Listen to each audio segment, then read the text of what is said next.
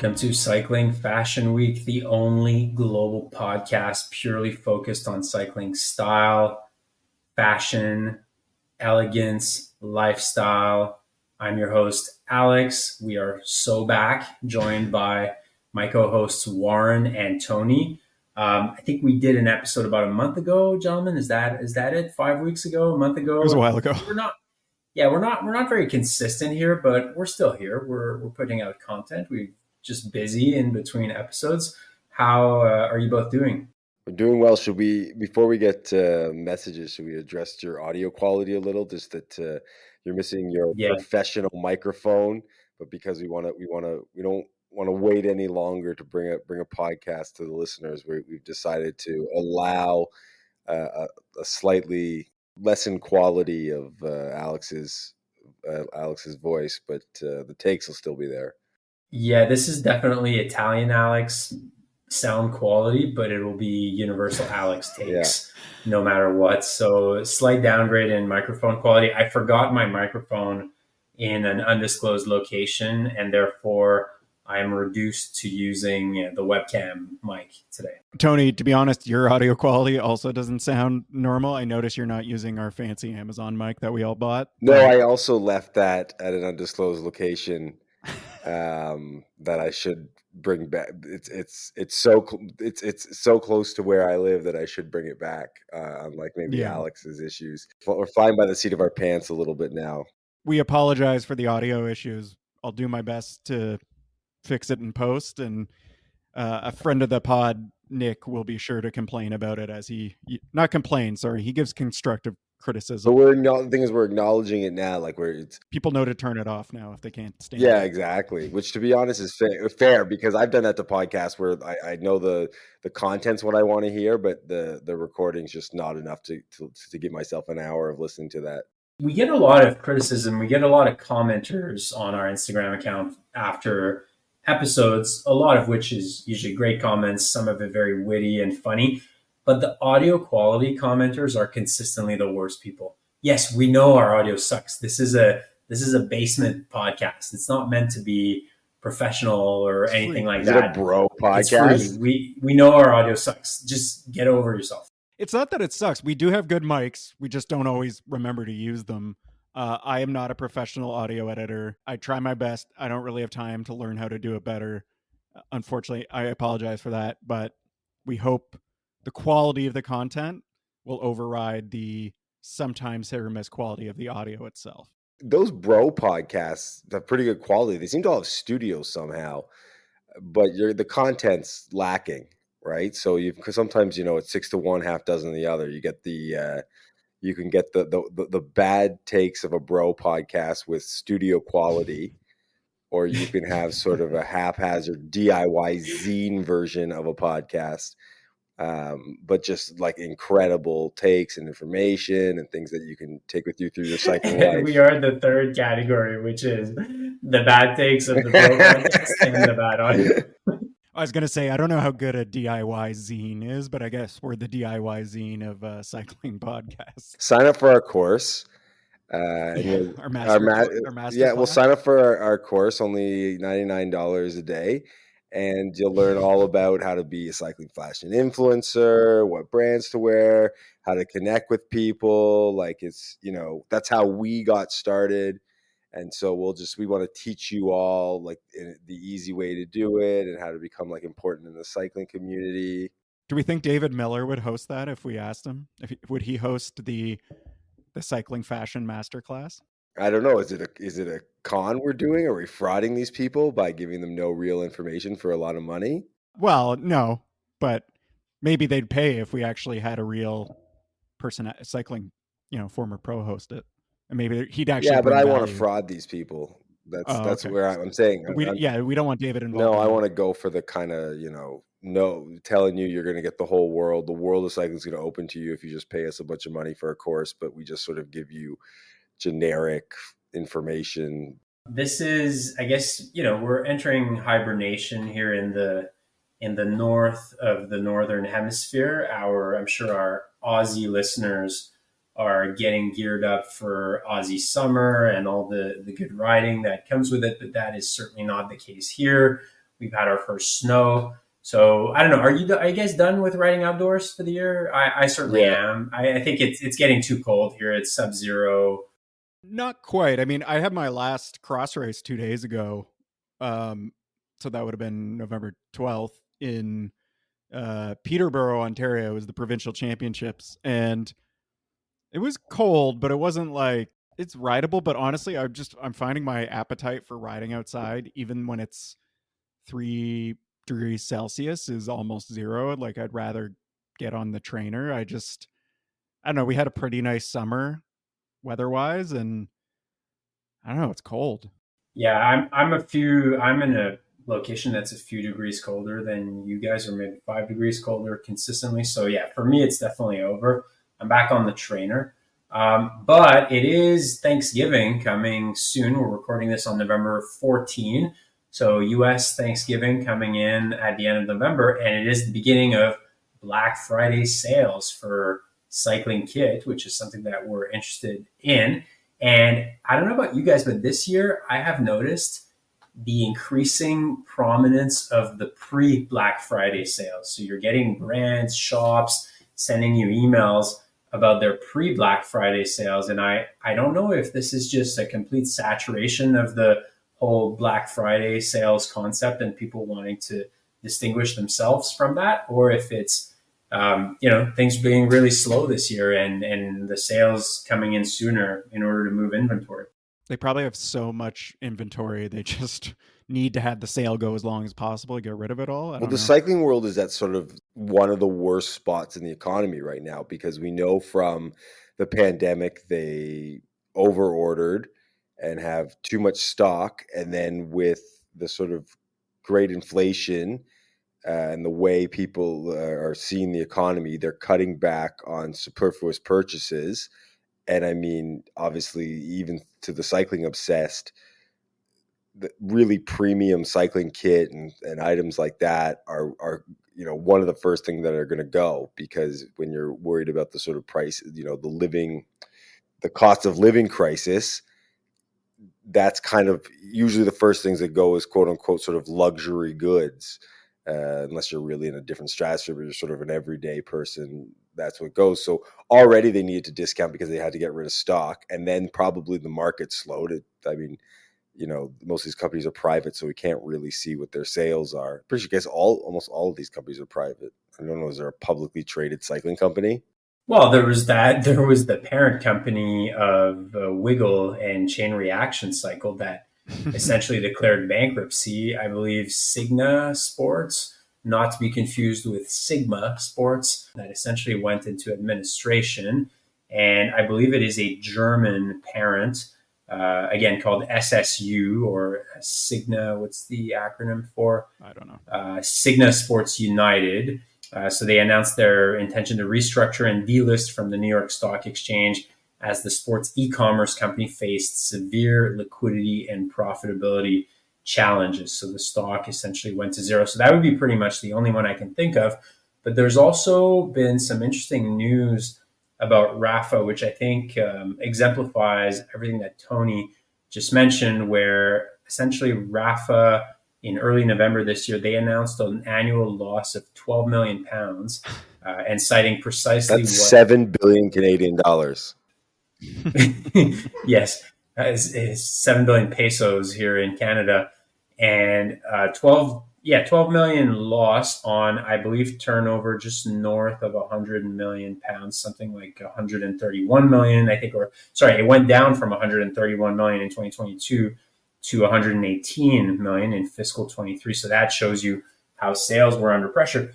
But what was really shocking to me, though, in this release, because I think I fully expected them to lose money in that year, facing declining demand, facing rising costs. Obviously, margins are going to be squeezed and you're probably going to lose money. But what really shocked me was when I saw a report from Cycling Weekly, which said that essentially it was a deepening of the loss from the 2022 accounts. But in prior years, pre-tax losses were 7 million pounds in 21, 23.5 million pounds in 2020, 32 million pounds in 2019, and 20 million pounds in 2018. So essentially, Rapha has lost money for the last 6 years, which honestly was shocking to me because if essentially one of the better cycling brands out there, I mean, full respect to Rapha, they make a good product. They were first to do it. They're a good quality brand. Seems like it's run by good quality people. If these guys are losing money 6 years in a row, it just shows you how kind of brutal of an industry that is. And to me, it also highlights the competitive pressures in the industry. I mean, I love Rapha. It's a great brand, but when's the last time I bought Rapha? There's just so much kit out there. I want to try new things, and it's extremely saturated, and it's pretty unfortunate actually for the industry. I think they kind of reworked it and just sort of like went too far. I mean, they like, you know, because these things are great ideas, like the Rapha Clubhouse, and I mean, I guess RCC sort of supposed to generate the money, but you know, all these sort of ventures into it that cost money, and it sort of does it really sort of get at the heart of cycling and what you can make money off of, which I think is still difficult, but if you sort of just focus on the kit. And so do you think that they just did too much? Was it one of those things, just overextending themselves? I don't know. I think it's more on the demand side in this case. And the CEO, whose name is Francois Conservé, he said that it reflected the impact of a turbulent few years, challenges faced by the business. He said essentially, you know, the story that we've talked about a million times, which is essentially demand from the pandemic just, you know, did not persist and went down. So I don't know that Rapha really overextended themselves. I'm not aware that they grew like crazy during the pandemic or anything like that. Sorry, weren't they losing money before the pandemic? Yeah, they were losing money before. That's the thing, right? So I mean, who knows after the Walton family bought them, like maybe they pumped in money and started making too much kit even before COVID, or you know, maybe I don't know. I feel like they're also constantly introducing like partnership jerseys of these like random teams. And by random, I don't mean teams like Legion because they're fairly well known. I mean, you know, they've got that like Techers jersey or. But I mean, that can't be a big hit to them to do sort of small runs. I mean, maybe it's just indicative, like Alex said, of just this incredibly difficult industry, right? It's just it's a which is odd though, because like I guess in a way I consider it a luxury good industry, and then like the Louis Vuitton was at LVHM, is that it? LVMH. LVMH. Like they're one of they're on the top of the world. The owner is one of the richest people. So I don't know. I've heard I'm sort of two minds because I've heard things that sometimes the luxury goods are the best way to make money. Yeah, but Tony, I don't think that cycling goods, like call it Rapha, Pas Normal, MAP, I don't think it's luxury in the same way that LVMH sells luxury, because I actually think Rapha is more, and I don't just mean Rapha, I mean the cycling kit industrial complex overall, like good design cycling kit that costs, I don't know, like $290 for a jersey or even 150 for a jersey.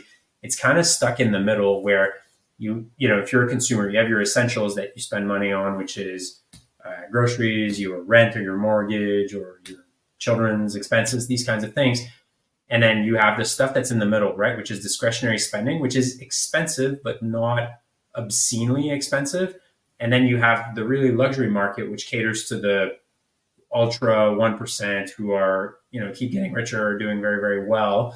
That has been massively an industry that's been in growth. Like you see it in LVMH. They have been selling to the expanding upper classes of countries like China and so on, and the upper classes of the US and Europe, which have done very well in the last 15 years. But it's really that kind of middle segment, which I would argue cycling kit is part of, that is squeezed in an inflationary crisis because it's these people that are cutting back on their discretionary spending. So is the answer Hermes cycling kit? Yes.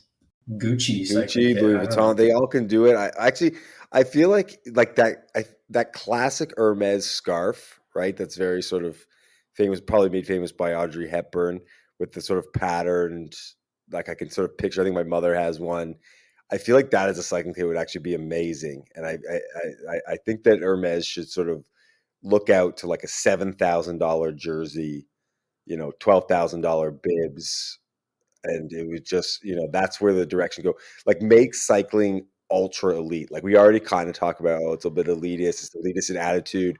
Like sailing or Yeah, like yachting? make it like next level where it is a 1%er thing, and like just almost everyone's priced out of any of the good the like sort of high end of it. It's just expected. Like it's polo now, it's yachting, it's just, it's just up there. Question for you guys on that note. You guys are maybe a little bit more into the cycling social scene than I am. Are there some 1% rides, 1% group rides out there? Group rides that are only for the 1%? Not officially. That I know of, but I mean, we're not in the 1%, so maybe we're not invited. Yeah, I mean, I think that you're right. Cycling's always sort of stuck in as much as to the average person, it seems expensive. And I'm not saying it's inexpensive, but you're right. It's not at that kind of like next level of luxury. It's like on the expensive end, it's a very like upper middle class sport where you can sort of make it work. And there's stuff that's like higher premium, but it's exactly what you said. It's not LVMH premium, sort of like ultra luxury. You need to like, I think bike brand should do where it's like the kind of Rolex model. Like you've got to buy some frame they fucking hate, so you can buy their good frame and like get on a wait list and stuff. But in general, I mean, I think it's more like a personality category, right? Where there's sort of the cyclists that come from the sort of fixie bike polo cross, and they want things to be sort of more in that very zine like us and our zine quality.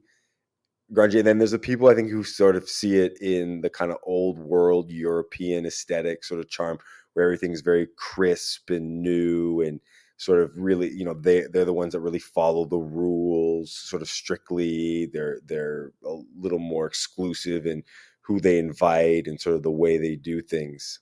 So actually, I think this is a good segue. So speaking of the 1%, this is a good segue into our news and releases segment. Warren, put the freewheel sound here.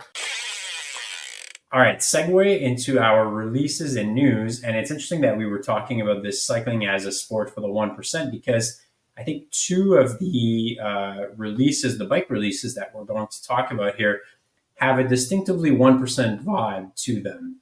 And I will start with the first one that we're going to talk about. And this is actually not a brand that I was familiar with until Warren sent us the release that we're going to talk about. So actually, maybe, Warren, do you know the brand a little bit more than me? Do you want to introduce this one? Not at all. Okay. I just read about it on the internet.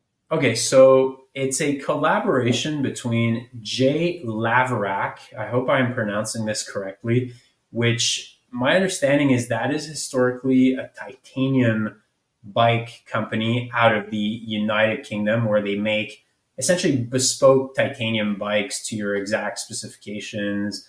So a pretty high-end thing. I mean, we all know titanium bikes tend to be quite expensive, but the people who ride titanium bikes essentially swear by them, don't want to ride anything else. So that is LAVERACK. That is who they are.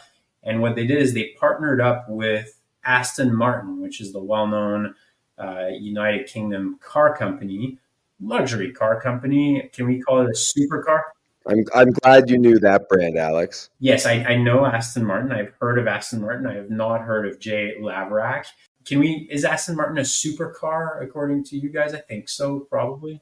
I don't think they make supercars. I mean, very luxury sports cars, but I don't think they're in that supercar realm.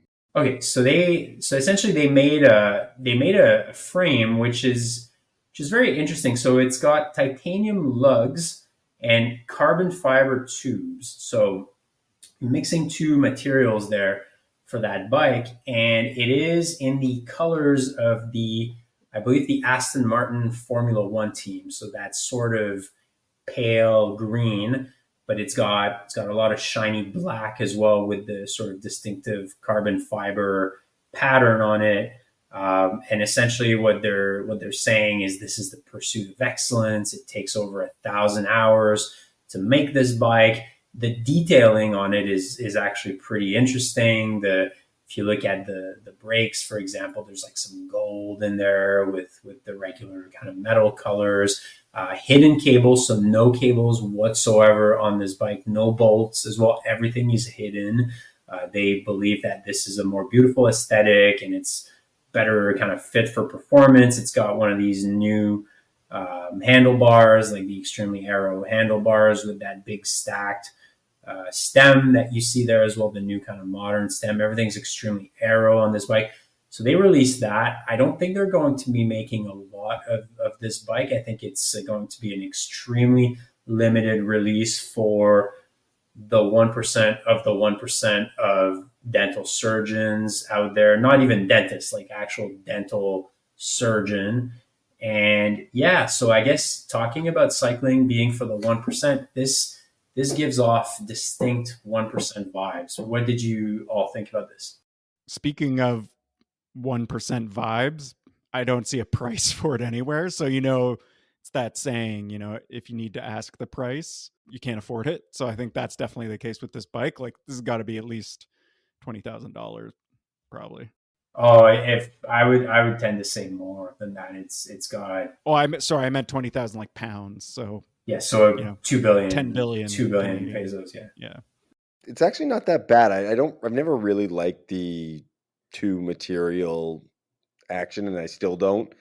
The sort of titanium lugs and the carbon. I mean, I know Colnago first came out with their carbon. They were doing lug carbon, which was sort of unique and interesting.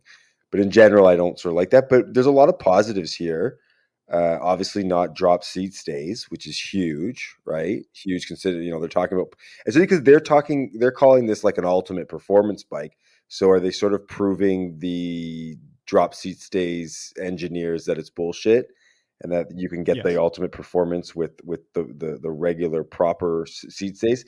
And then my most important take is that on this 1% of 1% bike, now it's definitely a better quality one, but they're offering the Brooks C13 saddle, and I ride that on both my cross bike and my road bike. So just another kind of indicator that I'm like maybe not, I'm moving my way towards that. Like if there's going to be a 1% group ride, I'll be the one starting it because I ride Brooks C13.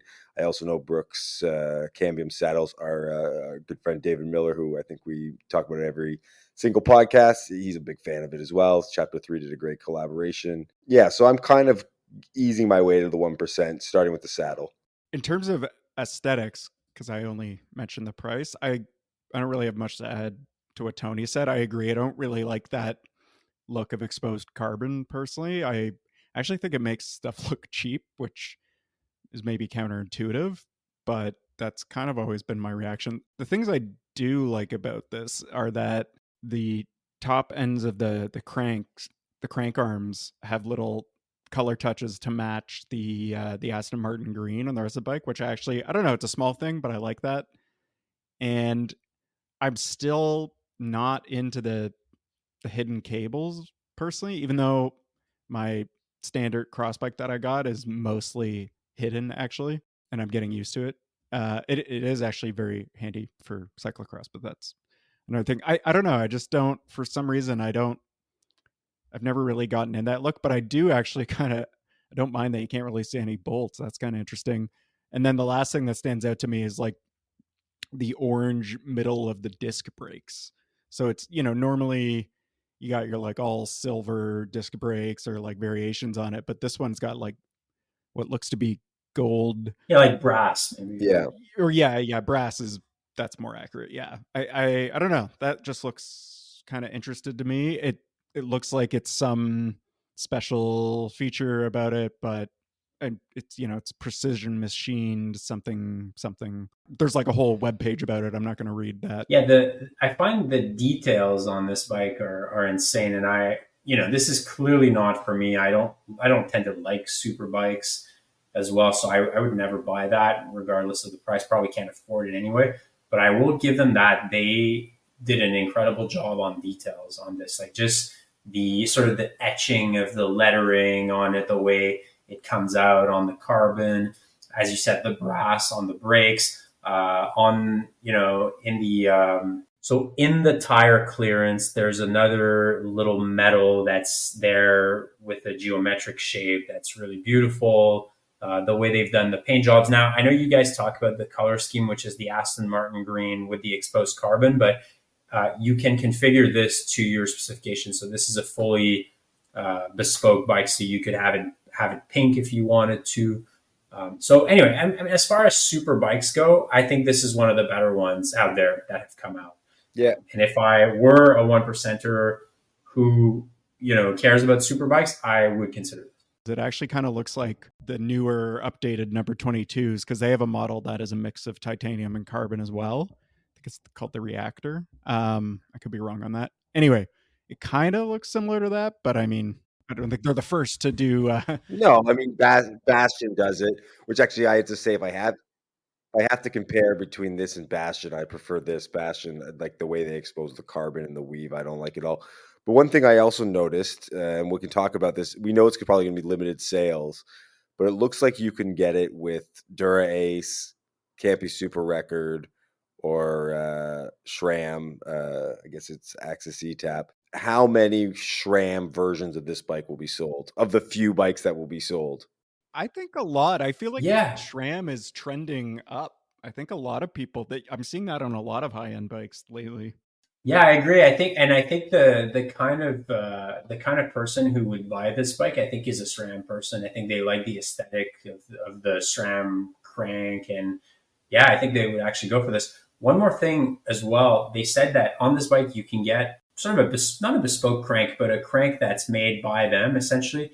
And they say that it's an innovative carbon crank that has 3D printed titanium tips to allow for the crank length to be specified in minuscule increments. But anyway, if you look at the design of the crank, and I know that this has been one of my pet peeves on this podcast. I talk about the ugliness of contemporary or modern cranks these days. This is actually a beautiful one, I think, compared to what Shimano has been coming out with. I will reiterate that in my opinion, the best crank in recent history was the Cannondale hologram crank. This is giving the hologram crank a run for its money, and it really stands out in a sea of ugly cranks in the market right now. No, I mean, it's a beautiful crank. And I just want to go on a quick rant that could be a canal, but just want to make a comment now that the crank thing's in my head. Like, just on the topic of that Shimano crank, every time someone rides by on a bike, almost any bike, to be honest, but especially a road bike, I sort of take a gander and I like to see how quickly, what is it? What are the components on it? Or maybe if they're sort of standing at a light, like sort of check it out, right? And I noticed one time I saw a bike and I was like, oh, like, okay, well, it's got 1.5. And then I realized that it was Claris. Like I was looking at the crank and I realized it was like Claris or Sora. And I feel like Dura Ace, Ultegra, those things, like the Claris and Sora are looking almost the same. Like part of purchasing a higher end thing is so you look better and different than the lower end thing. You can't make the Claris crank nearly the same crank as the 105 crank. That's ridiculous. I agree. I agree. It's just part of the broader decline of cranks that we've seen in the market. And I mean, with the nightmare that Shimano has had with their recall recently, doesn't make it better. No. So let's segue into our next topic that we're going to talk about, which is Lotus, the, I guess, UK car company as well. Lotus is a supercar, right, guys? Am I correct? 100%. Yeah, so Lotus is a supercar. This is really interesting because I remember Lotus as being essentially a Formula One team in the 1980s and 1990s that Ayrton Senna drove for a few years. And I remember them being one of the more beautiful Formula One cars in the Formula One Grand Prix scene, where it was a shiny black and gold car, essentially. And so Lotus has now released a bike called the Type 136, which they call track-inspired performance road bike, but it is electrified. So I guess that's an e-bike. And essentially what it does is it pays homage to its Olympic heritage with a super light design, supercharged efficiency, signature Lotus performance. So it's very interesting geometry. So it's shiny black, like the Formula One Lotus cars of yore, and gold lettering. So the Lotus logo is on the fork. It's got, essentially it's all shiny black. So, okay, it doesn't have drop seat stays, but it's got really weird seat stays. They're extremely wide. It seems there's massive clearance on there, even though it's track road inspired bike.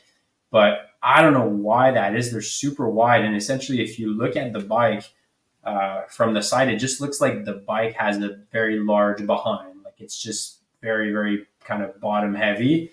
And it looks like it adds a lot of bulk to the back of the bike.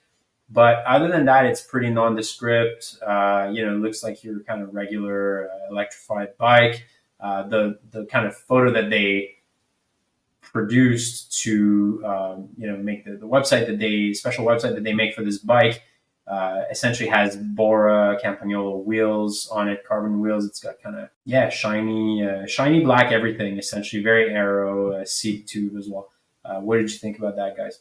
When Warren sent the link, because I hadn't seen this before, I clicked the link and I saw Lotus making a bike. Like I was so excited. I mean, Aston Martin has a sort of history of beautiful cars. Obviously, James Bond is an Aston Martin guy, but Lotus, their sports cars, they're sort of, especially their stuff from the 90s, you just beyond the F1, talking about the production cars, absolutely beautiful. So I thought, oh, maybe they'll sort of take that in. This bike is fucking hideous. Like I don't know how you failed to mention it's got the Cervelo S5 stem It does. issue. Yes. And then it's got, what Alex said, the rear seat stays have this sort of wishbone. But why? I don't, I mean, it offers this clearance. It's just like beyond, like, I think in the take of being like an e-bike, they've done a good job sort of keeping that element look a little more slender. And I mean, it says here, I think it's 9.7 kilograms for 9.8 kilograms. Wow. For an e-bike, that's pretty good. And then the rest of it, like the handlebars and the stem combo is just straight out of the Cervelo.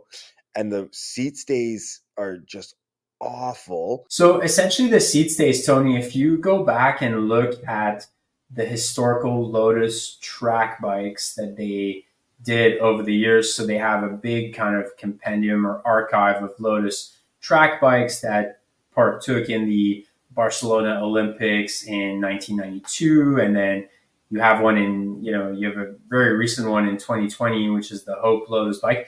They all have like this really thick kind of seat stay design at the back, which I don't get it, but I think that's part of the heritage.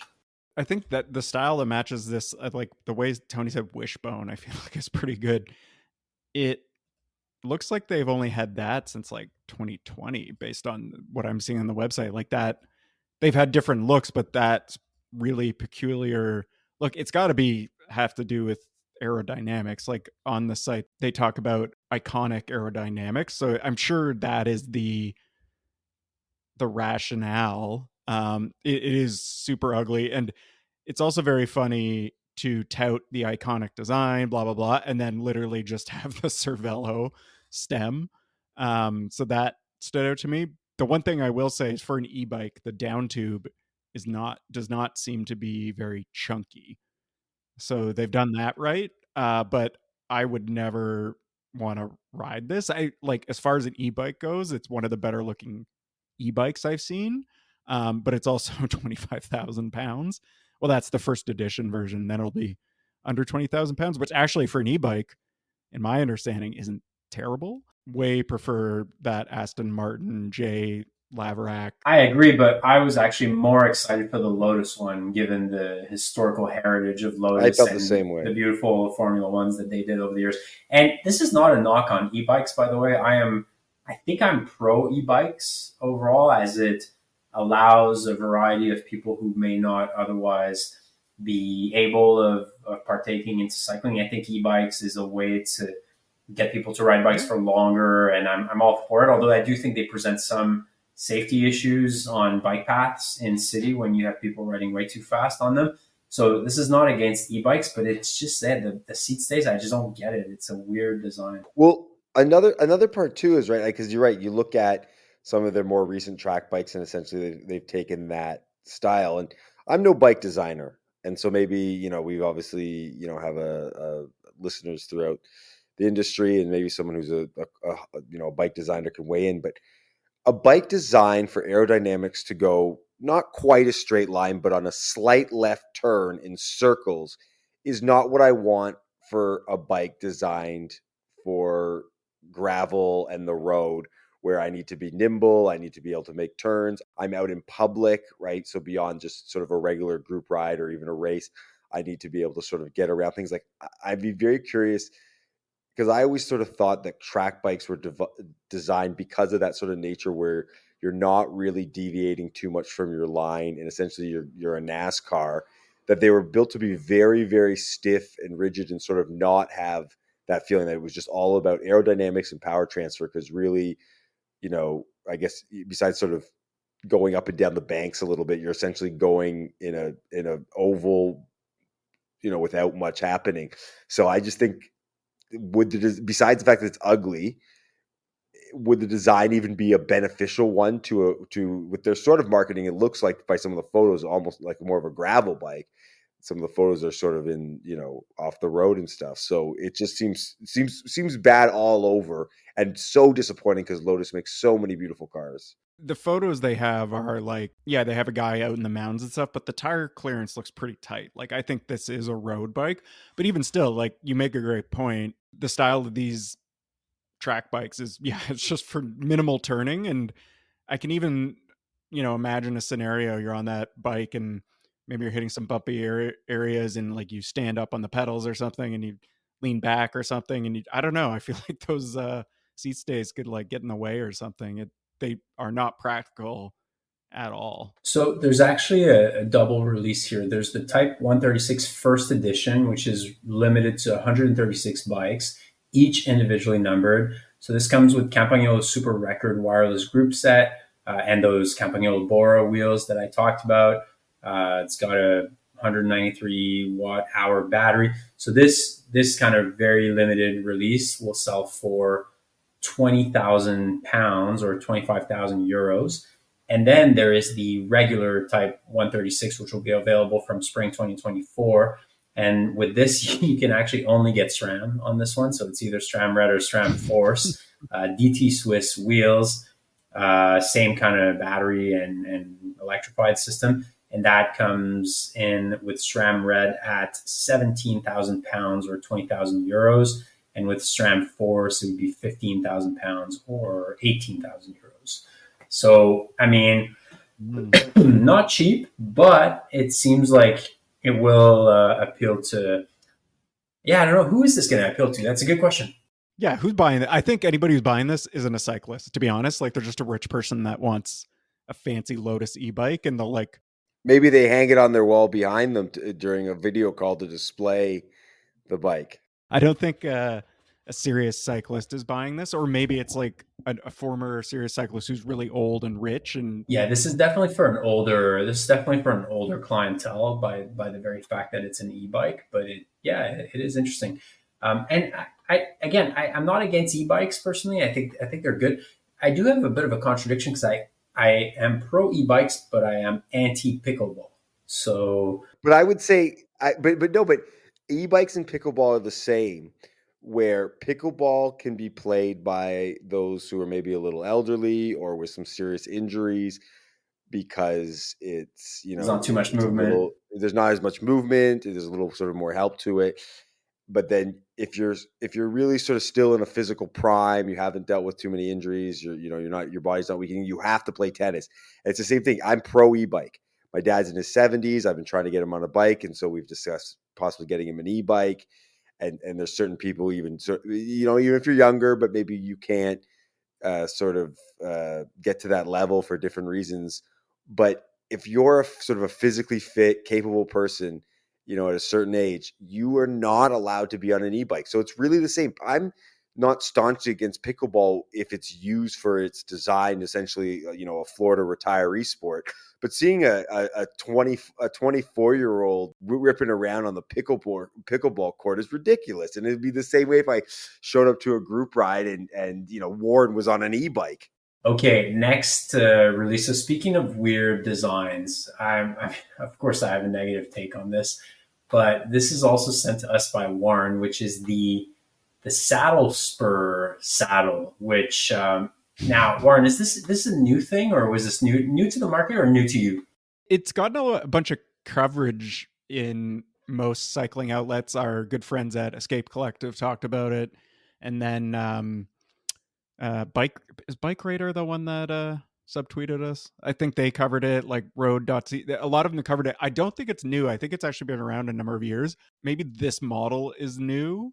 I mean, Alex, I don't know if you want to just describe it, but I don't know if it's new, but it's been the buzz of the internet and the meme accounts lately. Oh my God, it's a highly memeable saddle. So essentially, this is available for pre-order only. So it is definitely new to the market. It's a new saddle design that is marketed as the next evolution in bike saddles. It's engineered for comfort, safety, performance, and efficiency. And British design, again, guys, this is our most British episode, I think, of all time. We don't tend to comment that much on British stuff, but today it seems like we've only talked about that. So I don't know, post Brexit UK turning into global Britain that they kind of sold us. But anyway, so new company, Saddlespur, lab tested, made with style, jump on. UK kind of a hot market for saddles, I would say, with Brooks, being the household name there. But anyway, so this is a new saddle. So in all aspects, it looks like a regular saddle, except for one thing. So basically, if you look at the saddle, it's got that opening in the middle, which is, I guess, for blood flow, which has been around like for a long time, and I would argue most people use that now. But here's the catch about the saddle. In the back of the saddle, sort of at the back tip, or the complete behind of the saddle, there is a vertical shaft going up, and I chose that word, I suppose. Because it looks like a dildo. Yes, it looks exactly It's like phallic. that. It's phallic. We can be. It's a highly phallic element rising towards the sky, so it's fully erect. And yeah, it's just there at the back of the saddle, and that's what sort of distinguishes it. And when I say it's highly memeable, well, I guess you know why now, given how I've described it. So this is when you look at it from the front. Really, what jumps out at you is the more phallic element of the saddle. When you look at it from the side, though, like you look at its profile, it almost looks like your saddle has a baby seat behind it, or like I have on my commuter. Oh man! So it is very interesting. I don't know if this thing will catch on. I'd be curious to try it just to see if the claims about comfort and performance and are true. Although saddles, I've learned over the year, are a highly individual experience. Everyone's bum is different. So if the saddle spur might work for someone, it might not work for someone else. But anyway, I'll just put it out there. The aesthetics of this product is not for me. But yeah, what did you guys think about it? My theory on this is it was developed by an industrial designer. I'm not going to read the website, and it probably explains it looks like they have a backstory on how they came to this, because like it's probably actually functionally, probably I wouldn't be surprised if it works for some people. But I say it was likely designed by an industrial designer because it was all function. No thought was given to aesthetics at all, because you would immediately go, I don't know if this shaft at the back of the saddle is going to look super great. And yeah, to your point, the side profile, it does kind of look like a child seat. I would see somebody on that and be like, do they not know how to ride their bike? And, maybe it's good for people who have had like certain back injuries and that kind of thing. But I just can't with this. It's just so ridiculous looking. And then even the marketing copy on their website it's like saddle spurs, more than just a seat, jump on. Like it just screams as like kind of a bit of a lack of self-awareness as to what the average consumer would actually think when they see this, which is fine. But that's just why I think it was just made by some engineer that didn't really think about more practical considerations. One last thing, it's only 125 pounds, which seems pretty cheap for a higher end saddle. Well, but so they claim that that's the shaft. I guess they call it the spur at the back. So let's henceforth call it the spur. That it provides a secure base that gives you more power with every pedal stroke, and essentially your pelvic cradle is repositioned, your whole body is supported, makes you use your body more efficiently, maximum comfort, maximum performance. That's what they claim. Now, if that is true, I think the ultimate test is whether the pros will adopt that. I would venture that they won't because of the looks. Pros, I think, are notoriously vain in terms of how they look as well. But that is the claim here. So if we have any listeners who want to sacrifice themselves and use the saddle spur and let us know, or maybe even come on the podcast for a review, you are welcome to do this. But this is the most preposterous saddle design I've ever seen. This thing isn't real. Like this is what that lady on the plane was talking about in that meme. There's a lady getting kicked off a plane who's like, that person's not real. She was crazy. Anyways, right. Like this thing isn't real because like not only is it like the most phallic, like such a early April Fool's the Onion thing. Also, they said like you weren't saying, oh, it's only performance. What performance? Have they never been on a bike or seen someone riding a bike? No one's ass is that far back on the saddle that they would even touch the thing. But also, if your ass is moving back on the saddle, it's because you need a bike fit essentially. But like if they never seen the angle of someone's on a road bike, they're not sitting up straight. They don't need a backrest for it. And I could see the idea, I guess, if you sort of push power and slide back a little bit, and then you hit that, and it sort of keeps you down. But I don't know, go do some crunches or something. Like work on your core. Like I don't even think it's like beyond the fact that it's so ridiculous looking, right? That it's foolish and no one would ride it for that. I don't even see how there would be an actual benefit. Do we think the person that invented this just never had a bike fit? And they're like, wow, cycling's so uncomfortable. I'm going to invent a new saddle rather than just pay $300 for a bike fit. One thing I find interesting on their website, there is not a single photo of somebody riding in the saddle. Like there's a photo of a person standing over the top tube of the bike with it on, but I don't see a single photo on their website showing anyone actually sitting in it. Also, what if you're riding out of the saddle and you just sit down at the wrong spot? You're on the limit. You're out of the saddle up a climb. You finally get to the crest of it, and you just drop down. It'd be like somebody kicked you in the nuts. Oh, it might go up somewhere else. Jesus. I'm sorry. I know that's childish. I was trying to talk more serious about the actual like crappy performance of this. But I would like this is where I wish we were sort of real media. Where like people would send us stuff, because I'd love for them just to send it and try it and see, because again, it's preposterous looking, it's ridiculous, it's ugly, but I just don't see it being benefit. I feel like my ass wouldn't touch that penis for like ever. That's not how I ride in the bike. That's not where my ass is on a bike.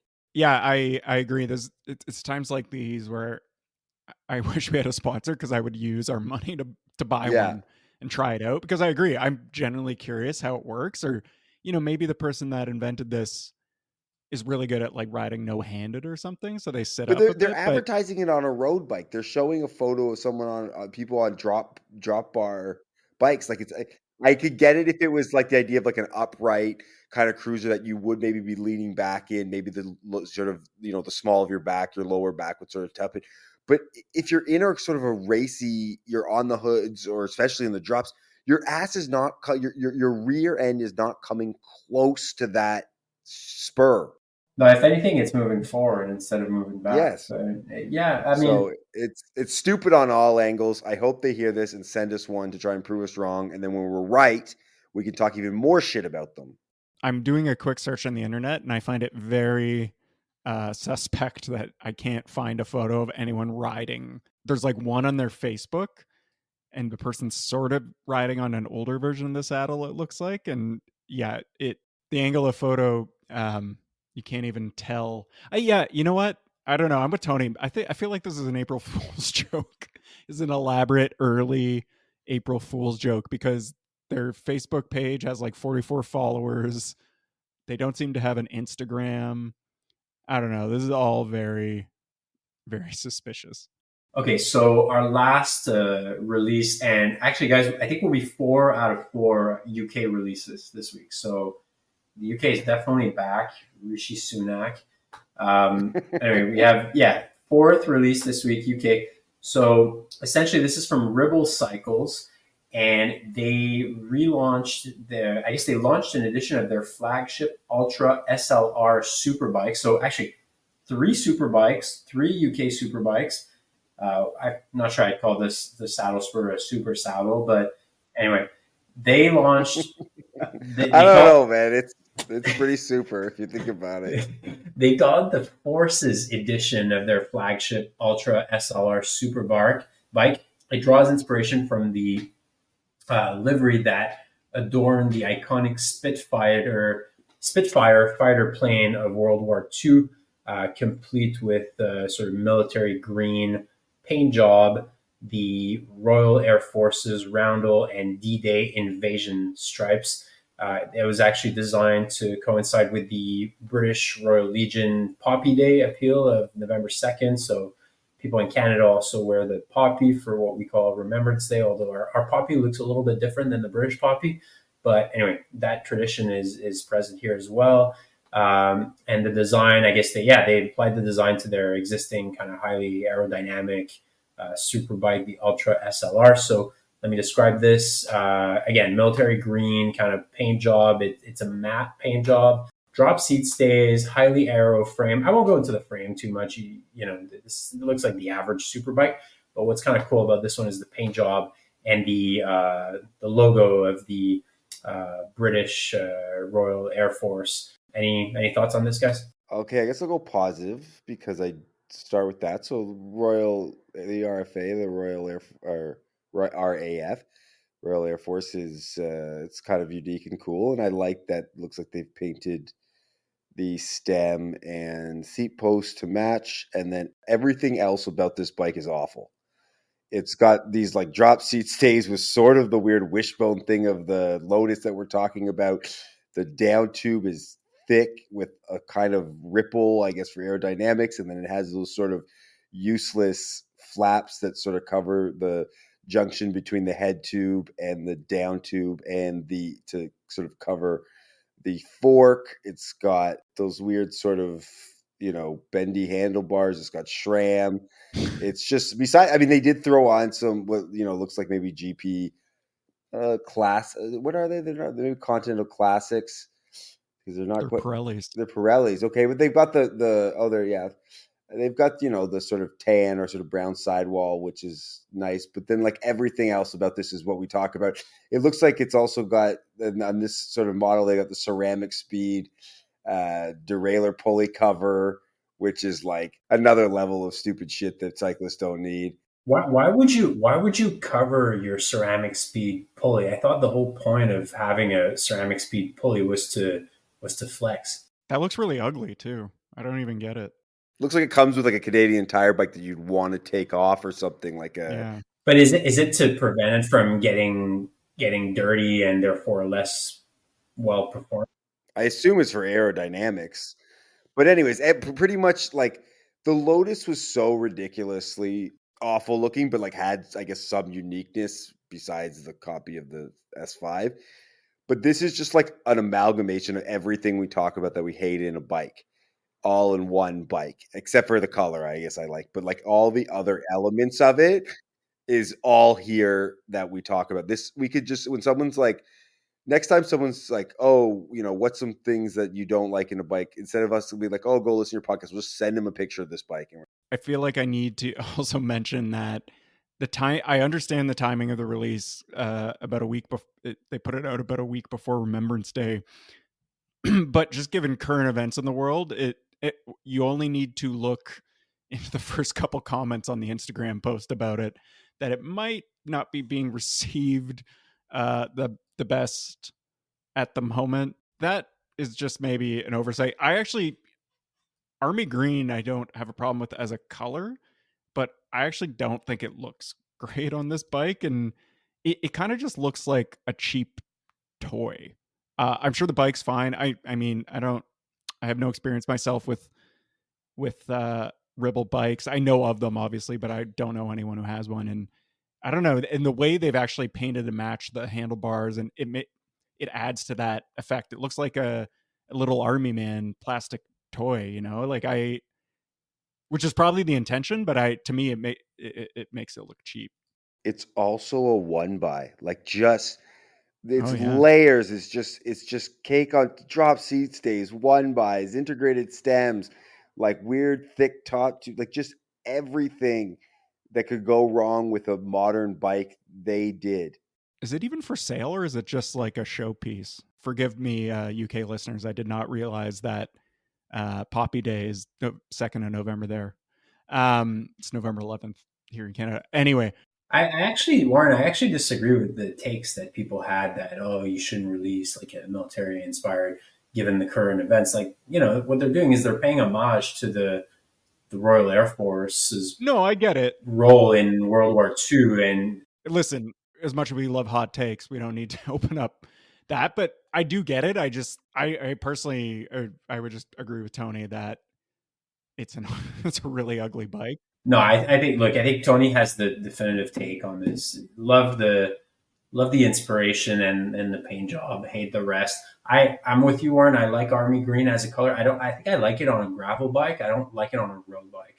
There's just something about army green that doesn't ring like high performance, or I don't know. It just doesn't really. Also, army green is used for camo, and when I'm on the road, I want to be anything but camo, pretty much for safety reasons. So maybe that's not the way to go here. But yeah, love the paint job, hate everything about the rest. Hey, what are you doing? I don't know, I'm just fucking tossing bikes in the river, bro. Okay, next segment, flagship segment, into the canal. It's been a while. I've been sitting on a few items for this segment here, but I will let my esteemed co-hosts start. Okay, for this, this is a canal in homage to Warren, because I don't actually partake in any of this. But I'm going to say specifically the OCA, the Ontario Cycling Association, but I'm going to throw like that's the one we know because we live in Ontario. But I'm going to assume that this spans across amateur, crappy cycling associations around the world. And that's just taking this shit too seriously. So Warren races cyclocross. It's governed by the OCA. And the constant stories I hear of how seriously take the most amateur of sports. Like, this is cyclocross for 40-year-old people in Canada, not even in like Belgium where it's like a real sport. Like, this is like such low stakes. Like, this is almost like maybe beer league softball is lower stakes, but not much. And you hear these stories of like how serious people getting banned for hand ups, they're measuring tire width. They're measuring people's tire width, like your Wout van Aert or something at the World Championship. And again, I'm calling out the OCA because that's who are here, but I'm sure everyone's got a story, especially in sort of it feels more prevalent in a non-cycling place because the stakes are even lower.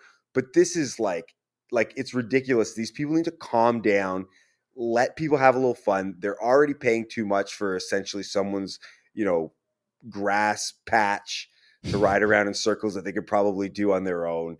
Like, there's absolutely no need for such seriousness, disqualifying people for taking a Timbit or a swig of a beer or something. Like, it's absolutely insane. And I just think that the OCAs in the canal or anything like the OCA, calm down, just let people enjoy their Sunday bike ride. Stop pretending anybody's going anywhere beyond the bar after this. No one's heading to Europe because they rode I don't know what any of the cross races are called, the hardwood cross or something. Like, it's just relax. This actually relates to what I was going to give a chameleon to. I hope it wasn't the OCA you're going to give a chameleon to. No. It was my experience at the Trek CX Cup in Waterloo, which on our last episode, I was just about to go to it. And I went there and raced all 3 days Friday, Saturday, Sunday. And then on Sunday, the World Cup, the only cyclocross World Cup left in the US, still happens there in Waterloo, Wisconsin. And I think part of the reason that there's been more discussion locally, because a bunch of us from Toronto went down there and was there for the whole event. And if you're not familiar, they have 3 days of amateur races that all different categories, anyone can race. And then on the Friday, they have like a C1 or a C2 race. So that's more for pros. And then the World Cup on Sunday, which is for the highest level of pros. And a lot of the Euro racers do come over for that. But the reason I was going to give it a chameleon is because of, one, not only just how well organized it was for having so many races, it was a good course, but also because they don't take the amateur shit too seriously. You show up, you don't even have to show your license to get your like race number. Give you a paper, give you your number. Like, you have to have a license to register and all that, but the OCA, when you show up to Ontario Race, you got to like show it. They check it, they double check it. You got to sign a paper. At Trek, you just went in, gave them your name, you got your numbers, and that was it. There was no checking of tire widths in any of the races I was in. They still managed to do call-ups for every single person in the race and have every single race start on time, which the OCA can barely do call-ups for the first like 10 people properly and get a race going on time. And racing in Ontario, races cost $86 Canadian. I did 3 races at the Trek Cup for, I think it was like $40 each US. So, 3 races in the US cost less than 2 in Ontario. So I agree with your Canal, Tony, because I also agree it should be fun. And another thing, at the Trek Cup, they have one portion of the course has this thing called the Secret Bar. It's in like the wooded area, and there's a bar in the forest, and you can go there and get free beer. And there was tons of beer hand-ups happening during the amateur races. And guess what happened when you took a beer? Fucking nothing. Whereas there has been at least one that I know of DQ during a race this year, where a guy took a sip of a beer during a race. It was DQ'd immediately. And yeah, the people in the past in Ontario races have been DQ'd for taking Timbits because it's an illegal feed. Oh my And God. yeah, to Tony's point, like, even in the elite categories in the OCA, like, I'm sorry, no offense to my friends in the elite categories, you're winning the elite categories. You're winning $40. Now, I just want to make it clear. I'm still you're not even winning $40. My point is, you're not aside from I won't go too deep into the professional cyclocross side. Aside from the 2 Holmgren sisters who were just signed to Little Trek and are from rural Ontario and cross races, if you're winning O Cups, like, you're just an amateur. Like, a friend of ours just won the elite provincial championship 2 days ago. It's just for fun. Trek Cup was great at that. Was the reason I was going to give a chameleon, was it was a great event experience. That was a lot of fun and not taken too seriously, but still really well organized. So you can do both. I just want to make it clear, though, that although I think the OCA and the likes need to calm down, I'm still against the idea of a beer hand up in a secret bar. It's like so Portland for me that That's I what don't need cross that. is about, though. I know. The That's what secret bar crosses is it for out. spectators. It's not for racers. Oh, okay. But either way, but anyways, yeah, I think people got to calm down. The organizers have to calm down, and I'm sure also, just to throw more people in the canal, there's probably people who race it who also take it too seriously. Like, There is, for sure. you got to get to work on Monday. You can't worry too much about what happens on a Saturday and Sunday. It's funny because, like, when I race, I am trying to win, but it also, like, if I don't do well, it doesn't ruin my week. You know what I mean? It doesn't ruin my day. It's just like, well, oh well. Or like the fact that the last podium I had in a cross race was during the first year back from COVID, and there were no podiums, so I didn't even get like the podium picture to put on Instagram. Who cares? It's to your point, it was second place in Ontario cyclocross race. Like, who gives a shit? Second place, and you're the only competitor? That's mean. Anyway, I that's a long way of saying I agree with you, and also working in my chameleon at the same time, because but I think that applies broadly to amateur bike racing everywhere. Like, even if competitors want to take it a little bit seriously, at the end of the day, this is amateur bike racing, and people are ultimately amateur bike racing in Canada. Yeah. And people are just basically doing something with their weekend and having That's fun. like beer league hockey in Britain. One other story worth mentioning is the CFO of Trek. Actually, it was in a race with me. Super nice guy, and apparently is really big into cyclocross. Absolutely terrible at it, but he was in one of my races, and yeah, he got a lot of cheers, but I beat him though. Just for the record. That's important. That's your way to the 1% by beating the CFO at Trek. Trek CFO. Shout out Trek CFO. I think his name was Chad. Chad. He's a Chad. I think so. The Chad Trek CFO. Okay, all right. So, I mean, it's been a while. I have a Camelier and a Canal. So I will start with my Camelier. So mentioned had our first snow here. It's getting cold. The days are short. It's dark at 4:30 p.m. So it's back on the trainer. And last winter, I was on Wahoo System. These two guys kind of talked me into Wahoo System, and I went on Wahoo System. And I think Wahoo System is really good if you want to stick to a training plan and do that over the winter to be your best self outside in the spring when you go out.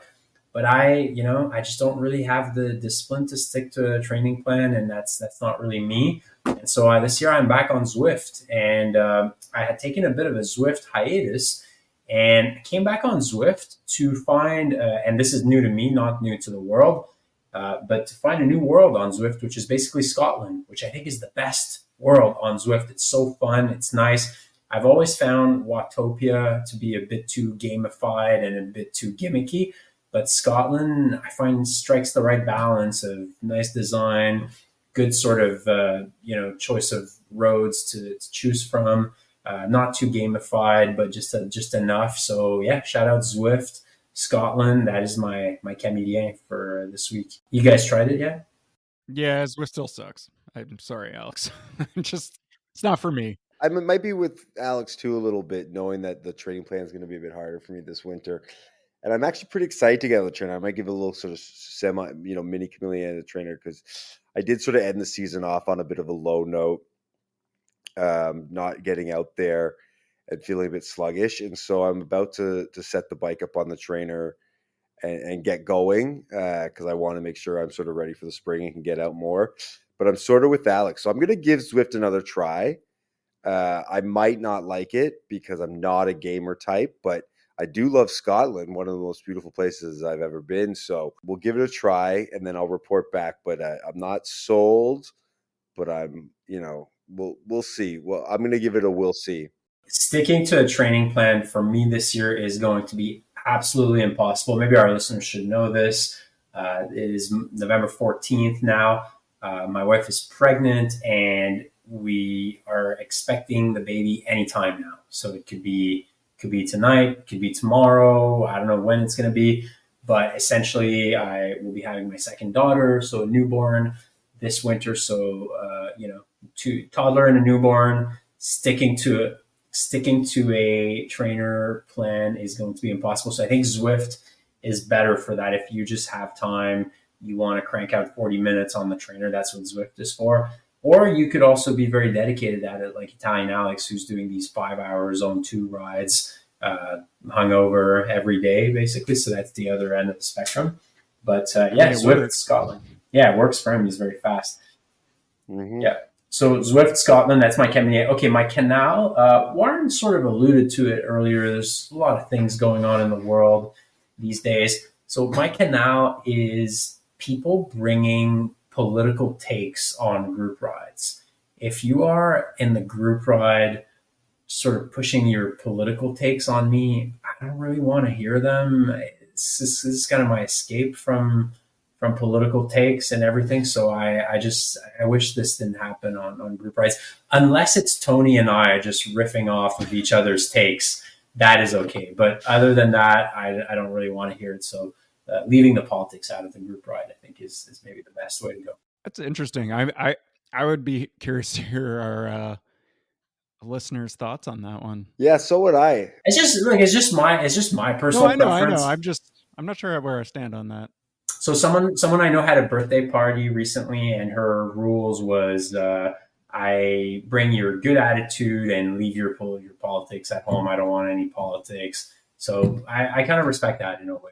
I think no matter what, it's good for everyone to try and step away a little bit from it and have places that they can kind of move on from the minefield that is the world. And so in general, I definitely don't want someone bringing it to, like Alex said, the escape. But I do understand some people are very passionate about how they feel and feel that every moment is political.